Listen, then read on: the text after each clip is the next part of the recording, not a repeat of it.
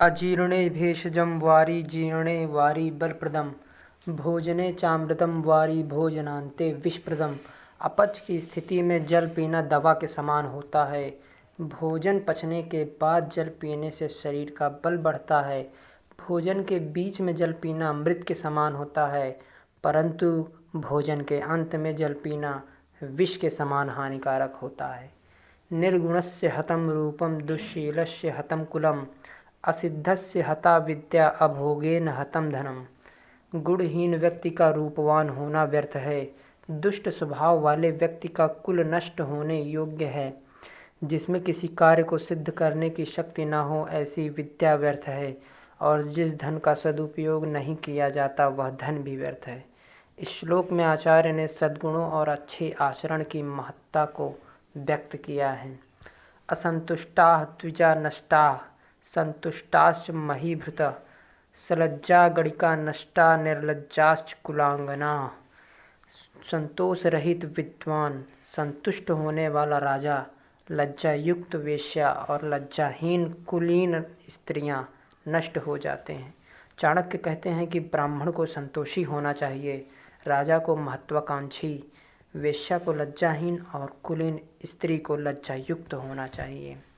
शांति तुल्यम तपो नास्ति न संतोषात् परम सुखम न तृष्णायाः परो व्याधिर्न च धर्मो दया पर। शांति के समान कोई तप नहीं, संतोष से बढ़कर कोई सुख नहीं, तृष्णा से बढ़कर कोई रोग नहीं, दया से बढ़कर कोई धर्म नहीं होता है। चाणक्य के अनुसार शांति, संतोष और दया से जीवन सुखमय होता है। तृष्णा का भी त्याग कर देना चाहिए। अधमा धनमिच्छन्ति धनम मानं च मध्यमा उत्तमा मानमिच्छन्ति मानो ही महताम धनम।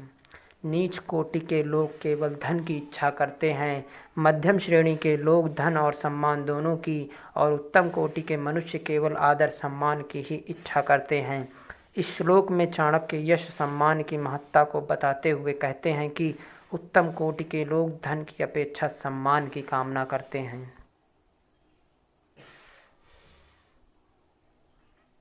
कौन है अंकुश इसे मैं भी नहीं पहचानता हूँ, पर सरोवर के किनारे कंठ में जो जल रही है उस तृषा उस वेदना को जानता हूँ।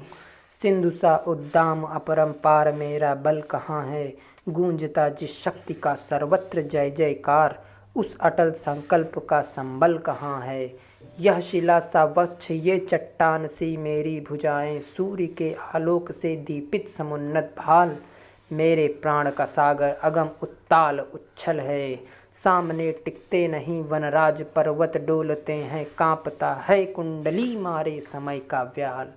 मेरी बाह में मारुत गरुण गजराज का बल है, मर्त्य मानव की विजय का तूर्य हूँ मैं, उर्वशी अपने समय का सूर्य हूँ मैं। अंधतम के भाल पर पावक चलाता हूँ, बादलों के शीश पर चंदन चलाता हूँ। पर न जाने बात क्या है इंद्र का आयुध पुरुष जो झेल सकता है, सिंह से बाहें मिलाकर खेल सकता है। फूल के आगे वही असहाय हो जाता, शक्ति के रहते हुए निरुपाय हो जाता। विद्ध हो जाता सहज बंकिम नयन के बाण से, जीत लेती रूप सी नारी उसे मुस्कान से।